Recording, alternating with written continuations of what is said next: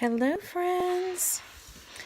Hey, come on in. I'm so glad that you've joined me here today. We're going to be journaling from this devotional. So I sure hope that you have this devotional right now, that you've already downloaded it. It is free this week from Illustrated Faith. All right. If you haven't, this is where you need to go and grab it right here. illustratedfaith.com/shop. I want you to run over there, grab that, and yeah, you'll want to have that so you can do it. You'll want to get it before Saturday because it's free if you get it before Saturday. So that's exciting. We always love free stuff, right?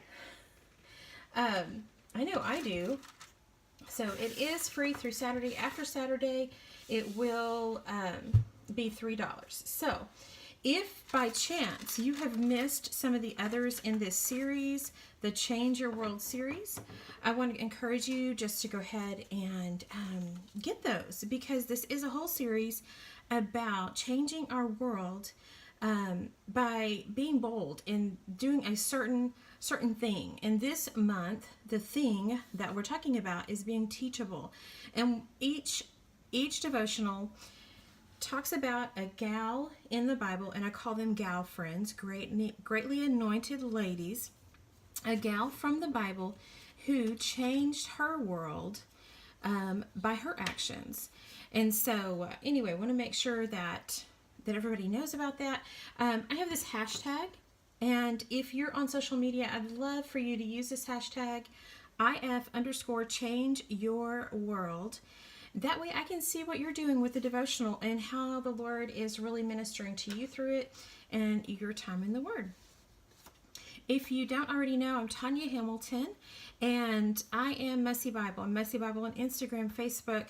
I no longer do Periscope, but I'm also on Pinterest. I'm here on YouTube, and then I have a website, messybible.net, and on that website, if you'll just add a slash and a shop similar to this right here, then you will find a lot of the stuff that I'm offering in my store now for sale. Like, you can go ahead and order it, and it'll be delivered to your home by the mail. So yay. Good morning, Jen. So glad you're here. Thanks for joining us. So I'm going to set this aside right now. And one other thing I wanted to let you know, that there is a certain hashtag that we've been using over at Dayspring. Ever since Illustrated Faith and Dayspring joined forces, we have been using not a hashtag, but a coupon code for free shipping. And I want to make sure that you all know that this coupon code, after, I think it's today or tomorrow, the 11th or 12th of October in 2018, it will no longer be valid. So if you go on there and you try to use that after tomorrow, you will not have success. It will not give you free shipping. So I wanted to make sure you're aware of that. So yay. Okay, so there's that. I wanted to make sure that you know who I am, where you can find me, other places. Hi, Cindy. Welcome. I'm so glad that you're here today. Make sure that you've got the devotional, and we're going to jump in and just start doing some work in our Bibles with this devotional. But I wanted to talk to you just a little bit about it. So the theme is to be bold and teachable this month, and it's out of the book of Ruth. I share a story about my daughter Ashley, my youngest, and if you have seen, I actually have like I'm not sure if I think I may have actually put it over on my IGTV or in my highlights. Maybe it's in IGTV of her leading worship recently. The Lord has just done amazing things and continues to do amazing things in my daughter's life. And it was just, to me, it's just such a testimony to what He can do in a teachable heart. She has really nurtured a teachable spirit within herself, and everybody is reaping the benefits now. Not just her, but those people that she's leading in worship, the kiddos that she ministers to on the weekends, they're all just reaping that benefit. And I also want to say that I'm seeing this in my daughter Emily as well. Just that teachable spirit and coming and asking for wise counsel. It's just so good for us to do. I don't know where you are in seeking wise counsel and what that looks like in your world. But recently in our family, we had an experience where wise counsel played a huge part in a decision making situation. The thing is, oftentimes when we are in the middle of something, we can't see all the angles and we get really distracted by our emotions. And so with this event that's just recently happened in our family, there was the opportunity to allow someone else to speak in who wasn't in the middle of the emotions and could say, well, wait a minute, don't throw that away. That might still be valid. Let's just sit on this a little bit and see what the Lord has to say about it. And in doing so, there has been such a peace in moving forward in decision. And so we're just looking forward to seeing the fruition of the decisions that have been made because of the use of wise counsel. And that's what we see in Ruth. So we've got the story of Ruth. You may be familiar with it. Ruth was actually a heathen woman. She was not an Israelite woman. Her mother-in-law was an Israelite woman. Her father, her husband, they were all Israelites. But they had left their country because there had been a famine in the land. And so, in fact, it says, in the first verse here, in the days when judges ruled, there was a famine in the land, and a man of Bethlehem in Judah went to sojourn in the country of Moab, he and his wife and his 2 sons. So that's the backdrop for the story that we come into here with Ruth. She was in this heathen land. She was in Moab, and that's where her husband found her. When her husband and his brother and their father all passed away, they had a situation because they were women without a source of income. And so Naomi, the mother-in-law, made the decision to go back home, go back to Israel. And, oh, hey, it's so good to see you guys this morning. Oh, I love that you taught on kindness. It's so sweet, Jen. So in this story, you have a mother-in-law who's like, you know what, girls, y'all stay here with your people, but I've got to go back home. I've got nothing here. There's nothing here for me. So she makes the decision to go back home. But here's the thing. Ruth decides that she wants to go back home with her. And Naomi tries to discourage her from doing that. And Ruth's like, no, I'm going with you. That's the end of it. And she does.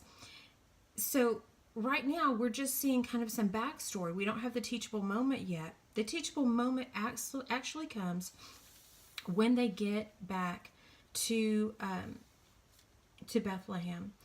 And I love that this story takes us back to Bethlehem. You know, Bethlehem is such a crucial part in our story as believers because our Lord and Savior Jesus Christ was born in Bethlehem. And so here we are back to Bethlehem, or maybe starting at Bethlehem. And this is where our story, the setting of our story is just so sweet because we're going to see something amazing here. So they return to Bethlehem. And Ruth tells her in Ruth 2, and Naomi tells Ruth in chapter 2, she says, go, my daughter. And she's telling her, go, let me, Ruth the Moabite said to Naomi, let me go to the field and glean among the ears of grain after him in whose sight I find favor. So she's just like, I'm going to go and I'm going to glean. She doesn't have a particular field that she's going to go to. She's just going to go and glean. And her mother-in-law says, like, go do it. And so Ruth goes and she sets out and she gleans. And she happened to come to the part of the field that belonged to Boaz, who was of the clan of Elimelech. Now, Elimelech was her father-in-law. So this is a family relation. And through the course of that, there's some conversation that happens between Boaz and his the young man who was in charge of the reapers.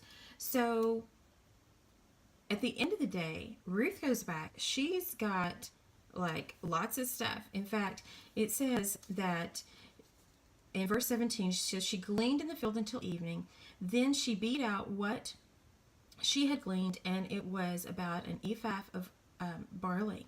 She took it up and went into the city. Her mother-in-law saw what she'd gleaned. She also brought out and gave her what food she had left over after being satisfied. And her mother-in-law said to her, "Where did you glean today, and where have you worked? Blessed be the man who took notice of you." And this is the point at which she's like, well, it was Boaz. And she's like, whoa, it was Boaz. He's one of our relatives. He is one of our redeemers. Oh my goodness. A redeemer in Bethlehem. How precious is that? A redeemer in Bethlehem. And there's a whole thing about redeemers and how that whole process took place, but they understood. Ruth understood, or Naomi, excuse me, I get their names mixed up. No, Naomi understood what Ruth did not at that point. That a kinsman redeemer was someone in the family who would marry, provide a child with that woman so that she could have her land back, because property had to be in under the males.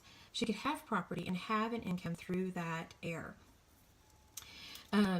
So then her mother-in-law's like, hang on, here's what I want you to do. You're going to go back and you're going to do this certain thing in chapter 3. She says, so when he's on the winnowing, when he is winnowing barley tonight at the threshing floor, wash and anoint yourself and put on your cloak and go down to the threshing floor. Hey Yvonne, it's so good to see you this morning. But don't make yourself known until he has finished eating and drinking. And when he lies down, uncover his feet and lie down, and he will tell you the next thing to do. So there is the wisdom.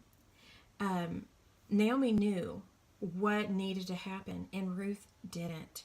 So many times we come upon situations where this is a new information to us, and it is so good for us to have wise counsel, someone who is a few steps down the road from us. That's my definition of wise counsel.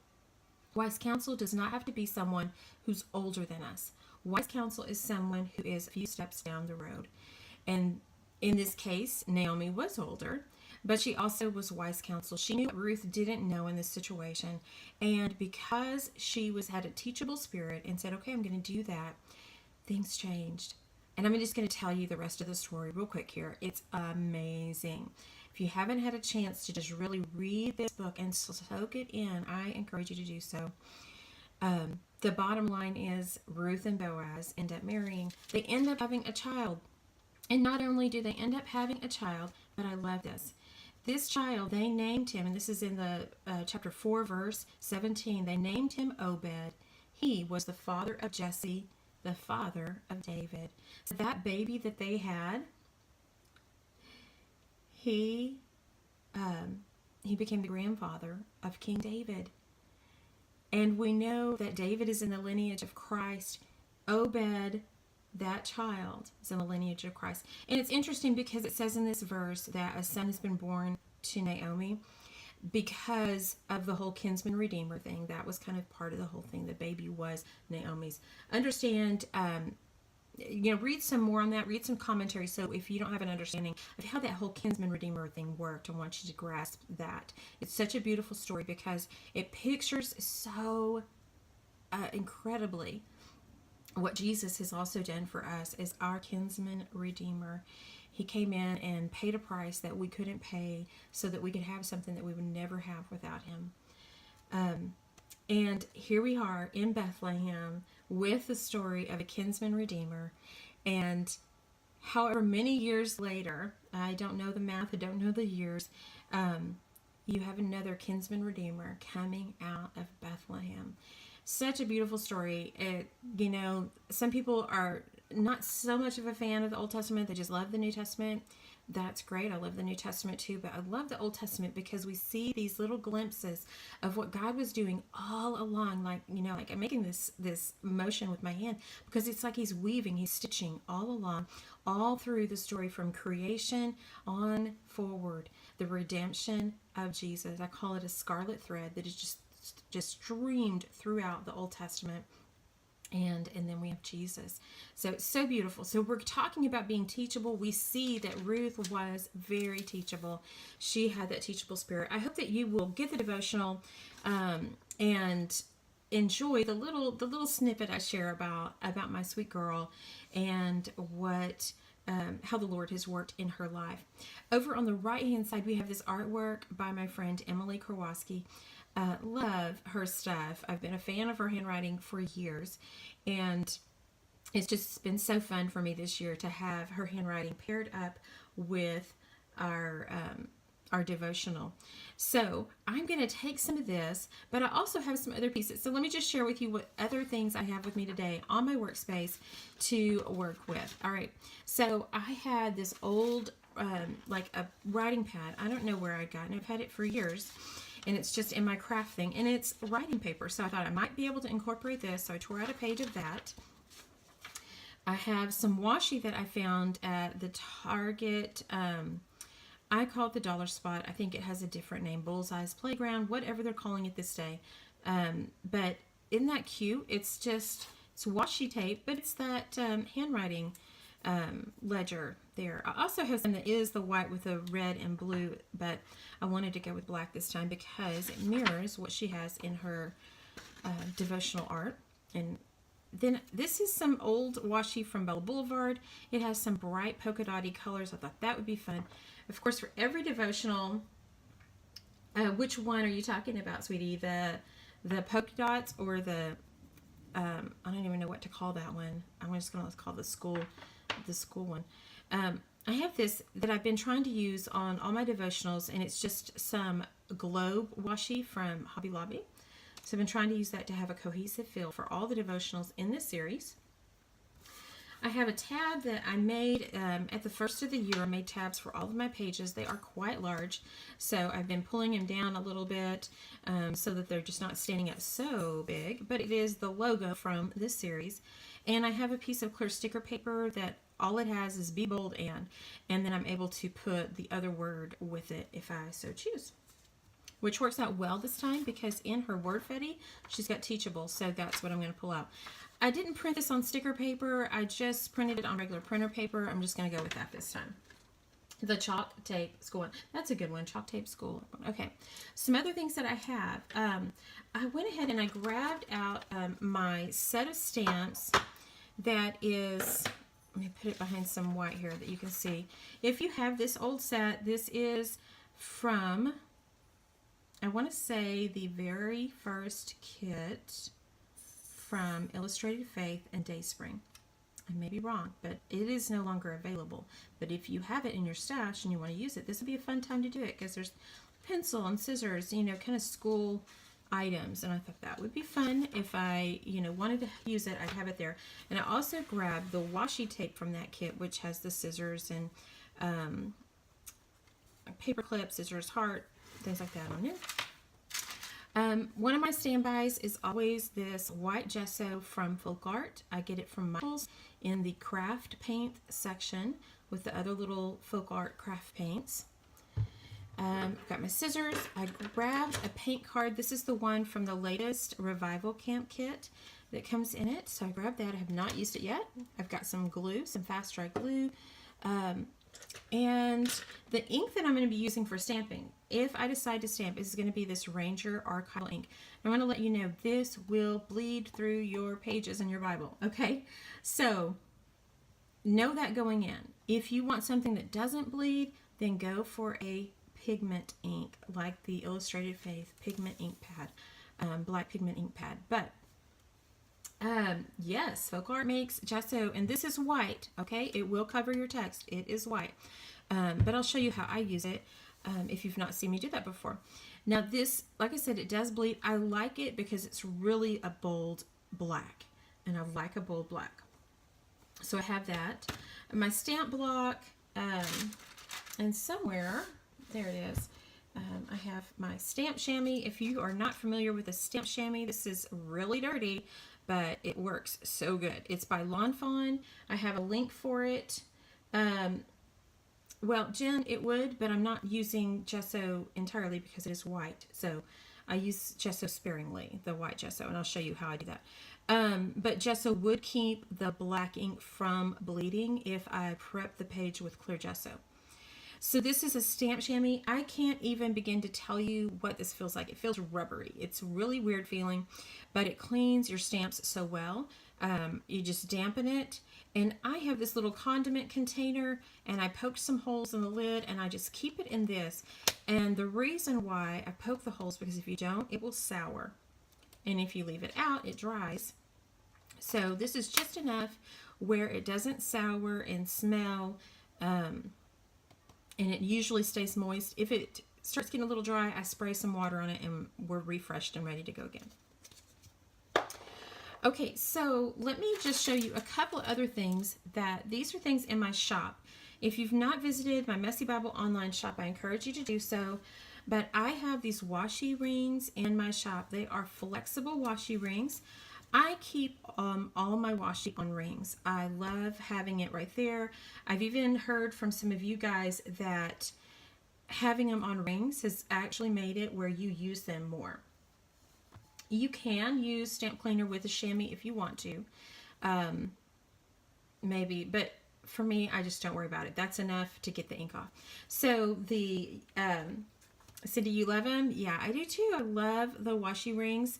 They're flexible so that if you are packing, you can pretty much just wad it up into a small little ball of washi there. It can clip on your bag. It can clip on, I have a friend that I went over and I helped her get all her washi set up, and we just unclipped this, and then on the handle of her craft cart, we just went over the handle and clipped it back together, and it was fantastic. So really great for that, clipping on your bag, clipping on something in your craft space so it's like right in front of you, or hanging it on a hook. Works so well. And they are flexible washi rings. They are in my shop, so I encourage you to go over there and check those out. Another thing that I just added to my shop are these watercolor dot cards. Now, the watercolor dot cards, this is watercolor from Daiso, and I've tested this. I did a little thing on my Instagram, and you can watch the review of this. I was really impressed with the watercolors from Daiso, and so I've made some little watercolor dot cards, and each one is small enough that if you have an Altoids tin, you can take this thing and you can pop it right into the Altoids tin. I've done something similar. I had a piece of foam, and so I put it underneath that, and so it lifted it up a little bit, so it wasn't all the way down there. I've been using this one for quite a while, and in fact, let me put this to the side here for a sec. In my latest online class in my shop, I used the yellow, and I used a lot of the yellow, as you can see, but I still have so much more of the yellow left here in my tin. So this lasts a long time. I'm really impressed with how long that lasts. This is from my latest online class called Light. Be sure to check that out while you're over in my shop. Y'all ready to play? Oh, thank you, girls. I really appreciate it. I did not take credit for the invention. Actually, a friend of mine, one of my students, gifted me years ago with one and gave me permission to make them. It was something that she and her husband just kind of thought, well, let's just do this. And so I can't take credit for the invention, but that wasn't something that they wanted to produce and market. And so she's like, no, go for it. Have fun with that. All right, you ready to get started, girls? Let's have some fun. I know a few things that I want to use, so I'm going to go ahead and cut them out. The first thing I'm going to want to use is, I know I'm going to want the word teachable, so I'm going to pop this out. I really need to grab my small scissors, so I'm getting in tiny spaces here. And I'm not sure if I mentioned or not, but the little watercolor dot cards, they are 50 cents in my shop.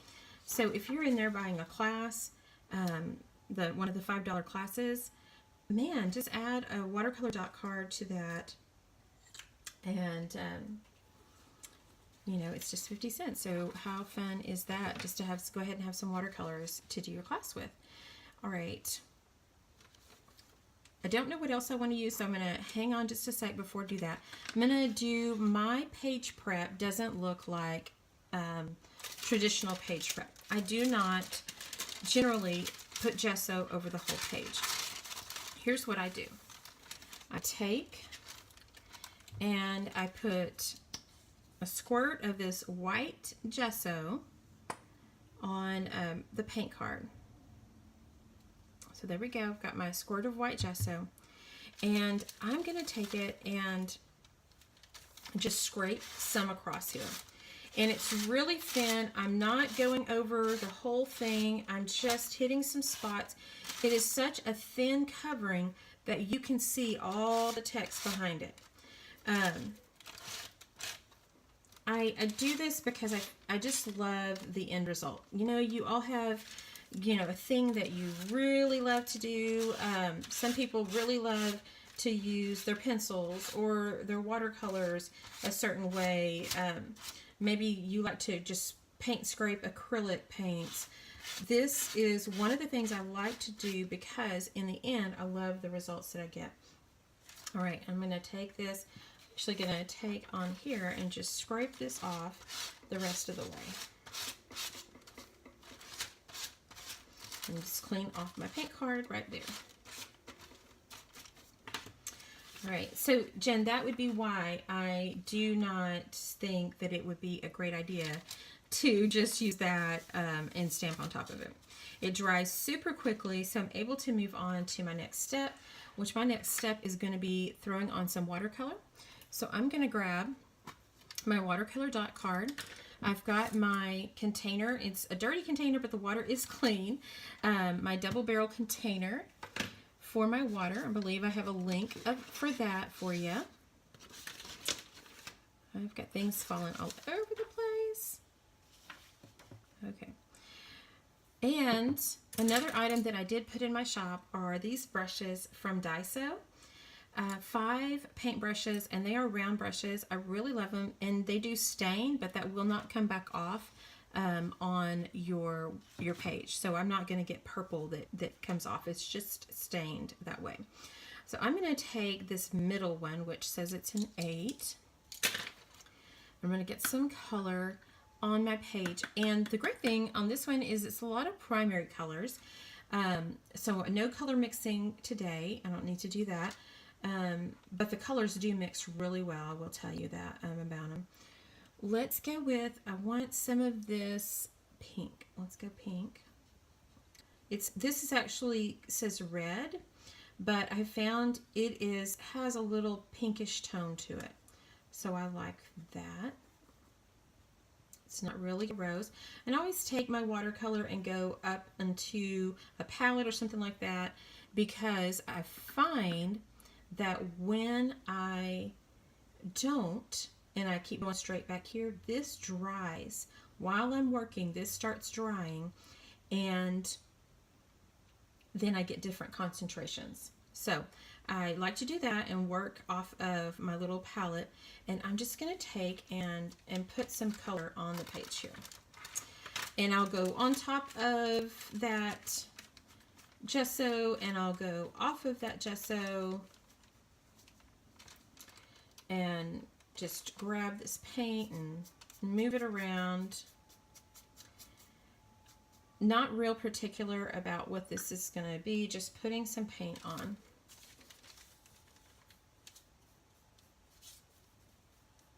What happens is that the paint on top of the gesso looks and acts differently than the paint that is on the page. And I just really love the way that looks.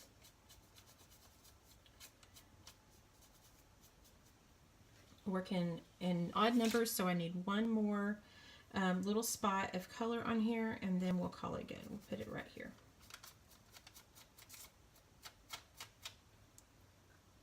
Get some more of this.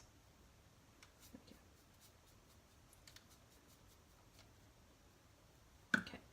I'm going to blast it with my heat tool.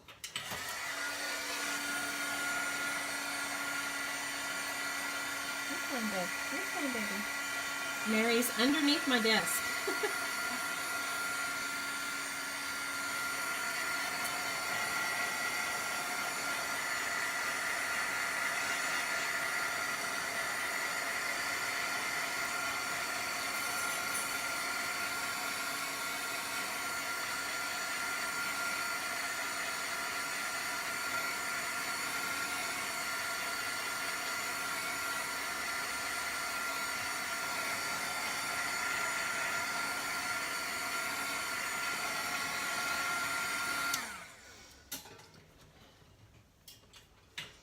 If you aren't familiar, we have the cutest little white fluffy poodle, and she, since I have my new craft space, she's decided, oh, now she wants on the couch, excuse me, up. She's decided that underneath my craft desk is like her favorite place to be. But when I start doing things like pulling out the cord from my heat tool, that scares her, and she's like, okay, I'm done. I'm going to go somewhere else now. Let's add another color here. I'm going to add, let's see, let's do some yellow. Ooh, I've got red water here. Go to my clear water, that's why it's a double barrel one. Pull that off, come up here. May get a little orange, but that's okay. It doesn't have to be spot on yellow for this. And I'm just going to add some yellow up in here and around.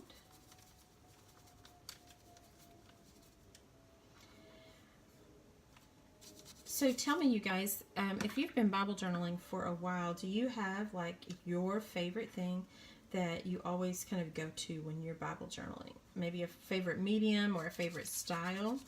Tell me in the comments, what is your favorite go-to style for Bible journaling? I'd love to hear from you. I'm going to hit the heat tool again.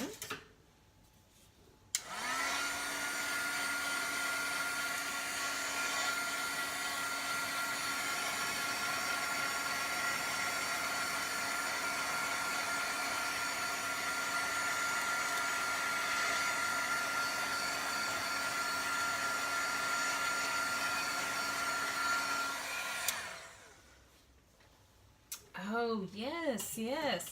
So did you get the tip for the makeup brush from our friend Lindsay? Because that was fantastic, and every time I go to the dollar store, I look at those makeup brushes and I think, do I want to do that? Yes, yes, yes, our friend Lindsay, love her. Okay, I'm going to grab some different things here off of this. Lindsay's tip Tuesday this week was on doing backgrounds. It's easier than you expected. Oh, I love it. So I'm going to grab a few little things here, and I'm going to do a little background kind of thing like what Lindsay was talking about, only I'm making my own stamp background. So I'm going to take these different stamps and just kind of group them on here.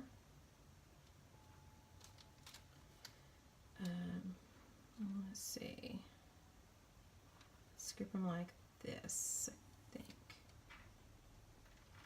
Turn this guy upside down. Ah, you do gesso with Clear Art Basics. That's a good one to use. That is definitely one I would recommend as well, is that one. 1, 2, 3, 4. I need one more little thing here. No bleed through. Yes, so that's so smart with your distress inks, because when we add water, they do get a little goofy on us. So I'm glad that you've found a way to make that work for you. All right, so I've just made a little thing here. I'm going to stamp it off on my scrap paper here to see what I think about this design that I've made. So watch Lindsay's video that she has on doing what did she call it? You guys help me remember what she called it, where she stamped a design on the background. Texture, background texture, something like that.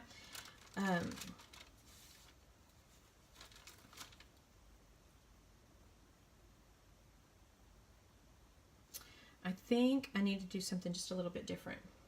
Yeah, where it looks worn, yeah. Okay, so here's what I'm going to do.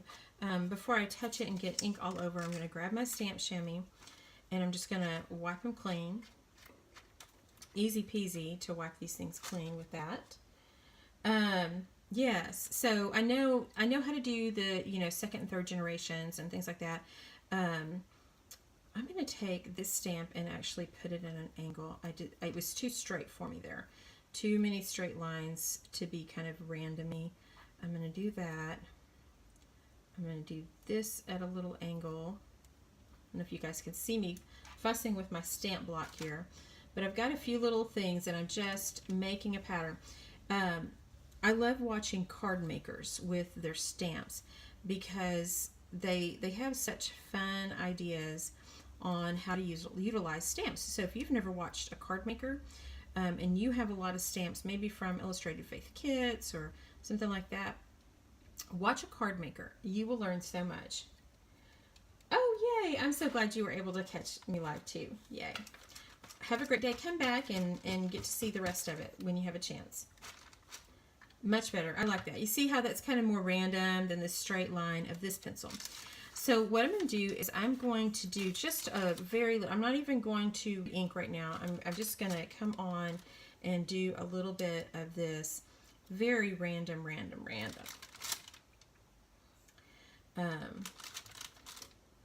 And put these on here. And in fact, when I go back here, I'm re-inking, I'm going to grab my scrap paper here and I'm going to put the first generation right there, which is the darkest, and then I'll come and add the second generation.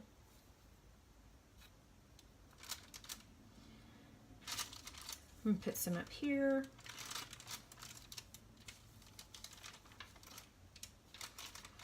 And then I'd like to get something over here in this spot, but my stamp block's not going to be a friend and let me play that way. So here's what I'm going to do.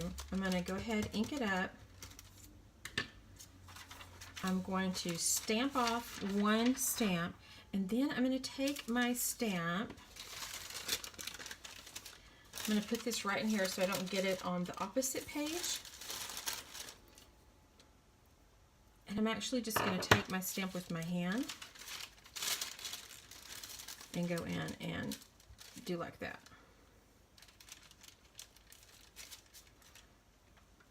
And I'll take my pencil and throw my pencil down there. My little splatters.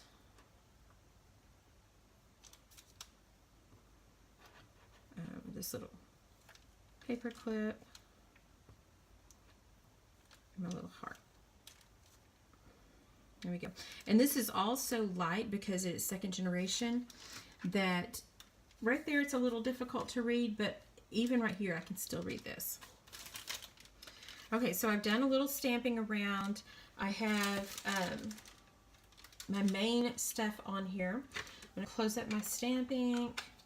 How many of you have dried out a stamp pad because you totally forgot to close that up? Oh my goodness, I've been so afraid that I'd do that, but haven't done it yet, so yay, thankfully. All right, so I've got all this stuff down, a lot of good background happening. I'm going to grab some of this and I'm just going to tear right here where I have done a little swiping.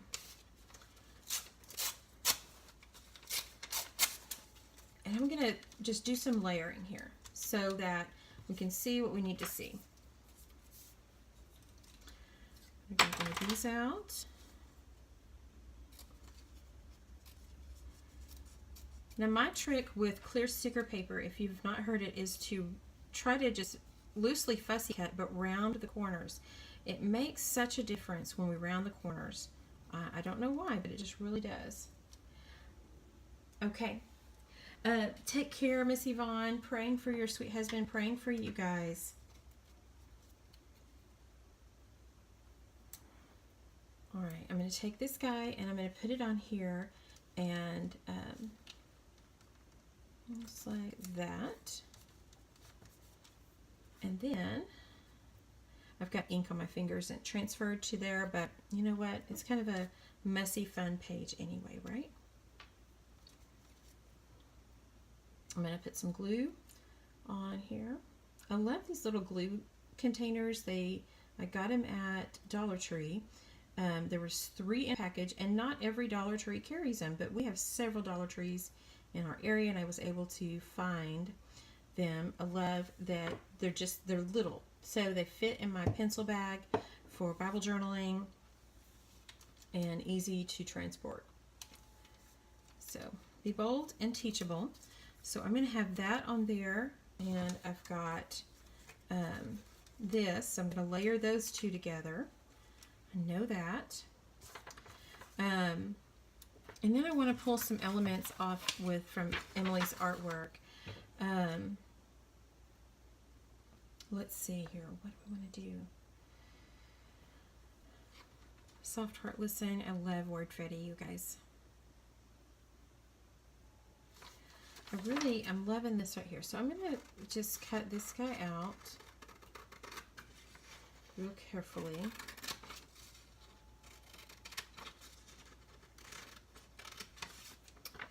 It's a little close to some of the other stuff, so I just cut real carefully around it. And I'm going to put it right here. I think I'm going to join it with some washi. Let's get some of this fun washi right here out.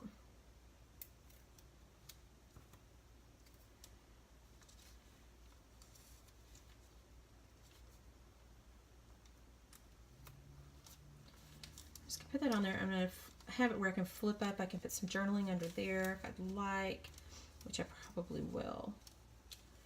And I've got some more room for some journaling. I want to use, you can't even see my fun stickers there. I'll put it that way so you can still see those polka dots. I want to use this, but I don't want that solid, like it's so heavy. So I'm going to bring some of it around and about, and I'm going to add some polka dots to it so that it lightens it up a little bit. But here's what I'm going to do, girls. I'm going to tear it like this. And I'm going to add, just bits and pieces of it, not a whole lot, because I don't want it just to be so heavy. That black it's really heavy for the eyes on the page. So I'm add some there, and then I'll add another little snippet of it right up here.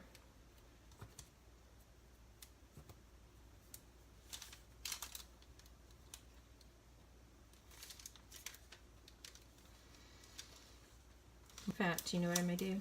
Let's do this. Make it where it kind of comes up underneath.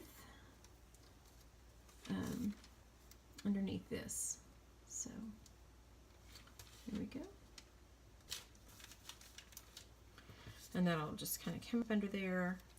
And now I've got to lighten that up a little bit because it is just so heavy. And so I'm going to bring in some of this fun polka dot.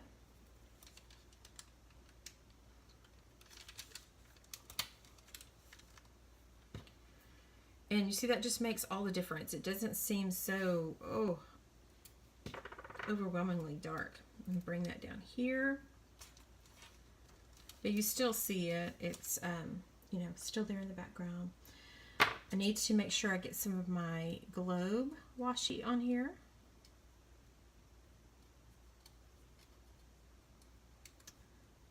If I can figure out where the end is.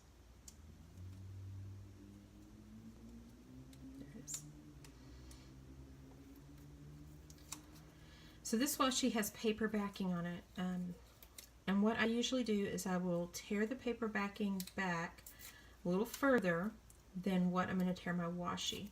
So I have some washi here that doesn't have the paper backing so that I can come around and stick it closed.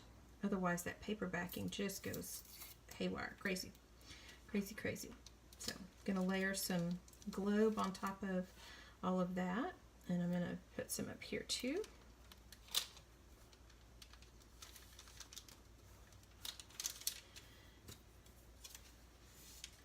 All right, I think I've hit all the main pieces that I wanted to do. Let's add one more thing right down here from the artwork of this, and I think it's going to be, let's do this I am willing. I love that. I am willing.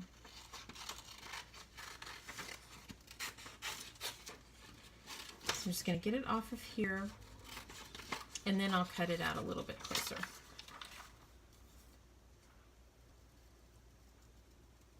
And if you haven't heard before, the trick on fussy cutting, and that's what I'm doing right now, this is called fussy cutting, is to move the paper, not your wrist. There are many girls in the crafting community who have really done damage to their hands because of the way they were fussy cutting. So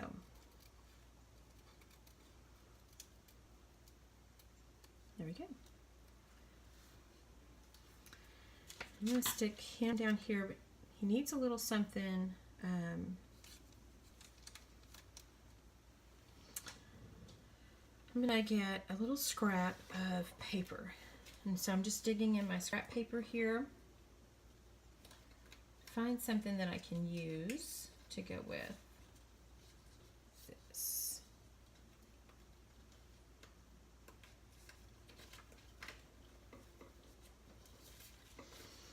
There we go. It's not quite the same blue. Let me try again.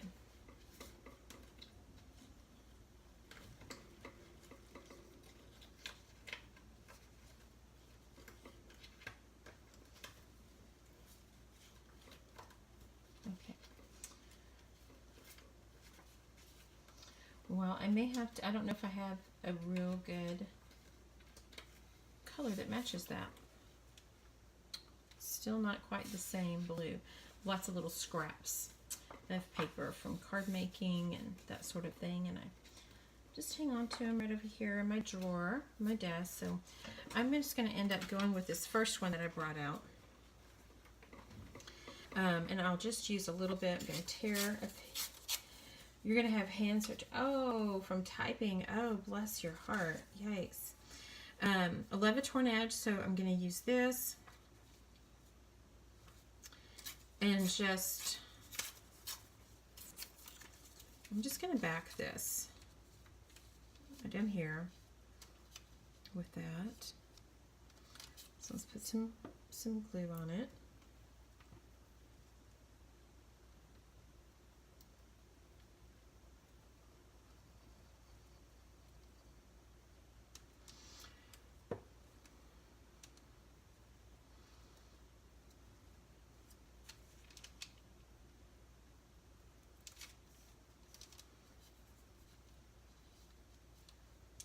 And I don't know about you guys, but I'm the queen of peeling up washi tape.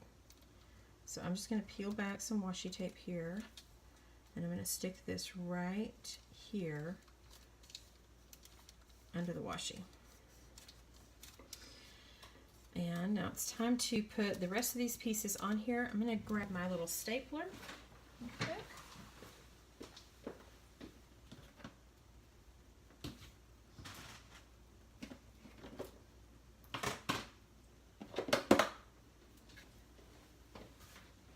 A little mini stapler. I'm going to staple the last of these pieces in. I'm going to have that and that.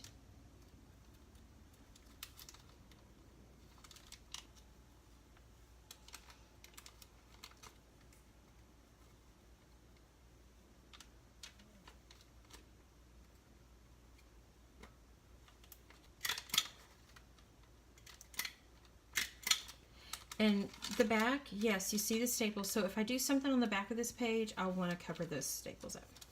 And because I did second generation stamping, I didn't have a whole lot of bleed through from that ink. One spot right there where it's a little heavy, a little bleed through trying to happen. But otherwise it did really well. And now I have room for journaling. And because I was using the second generation stamping, that means that my journaling, I can write over that background stamp. So I love being able to do that. Be sure to watch Lindsay's video because she has a lot of great techniques on using stamps for backgrounds like that. I love her Tip Tuesdays. I learned so much from her video. So make sure you pop over and catch that. Now I need to trim a little bit from the edge here. I've got a little washi and just a little bit of paper sticking out. Other than that, we're good. I could use some of this, some more of that white paper somewhere else. Maybe I'll tuck a little piece. Let's tuck a little piece under here.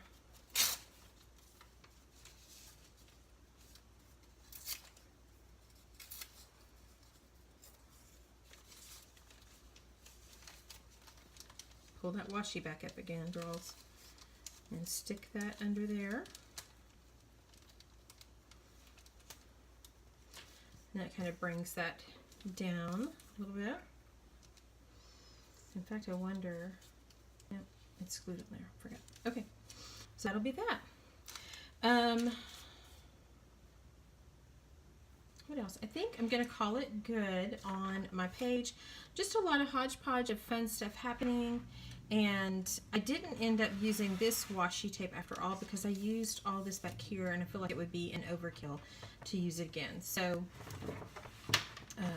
but I had fun, you know, creating my own little stamp background and just doing some random stamping with that.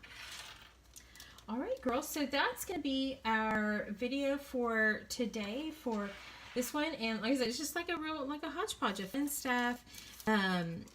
You know, using some watercolor, using some stamps for some fun background, and then elements from our devotional.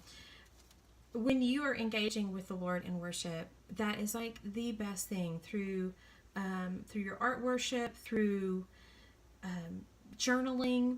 Even if you're just taking notes, you're engaging with Him. And I love that we have the opportunity to do that. I have to tell you, funny, my daughter and I were doing something the other day, and she had a Bible with her and was reading from it. And I looked at it and I was like, oh my goodness, I've forgotten what a Bible looks like that doesn't have wide margins. I've gotten so accustomed to my study Bibles and everything having wide margins. I'd forgotten that they don't all have it. So if you don't have wide margins in your Bible, don't let that stop you from journaling. My very first Bible did not have wide margins. And I just did a lot of fun stuff around what I had, the room that I had. I'm going to look forward to journaling right here. And I may even bring in some of this fun paper and use that for some of my journaling space. I'm not quite sure yet how I'll finish it off, but be sure to follow me on Instagram, Facebook, and you'll see the completed work. I'll have that up within the next few days. Don't forget to grab this devotional for free this week at illustratedfaith.com/shop. Visit my online store, messybible.net/shop. And grab the newest kit, the light kit, or if you haven't had the others, make sure you grab those classes. It's at $5 for a devotional class with extras that will help you complete that class. You guys have a fantastic day, and I'm just going to pray us on out. Lord Jesus, thank you so much for the time that we get to come together and spend with you and your word. Lord, I thank you for your word. I thank you that your word is light and that we can come to your word and be refreshed, be filled, and Lord, just learn so much about you and your character. Lord, thank you that we can change our world when we have a teachable spirit, when we're humble, when we're willing to learn from those around us. Lord, I just pray blessings on those who are watching. Lord, I pray that they will just walk in all the gifts that you've given as they tuck themselves close up to you and cover themselves in you, finding refuge there. In Jesus' name, amen. All right, friends, y'all have a blessed day, and I will catch you next time.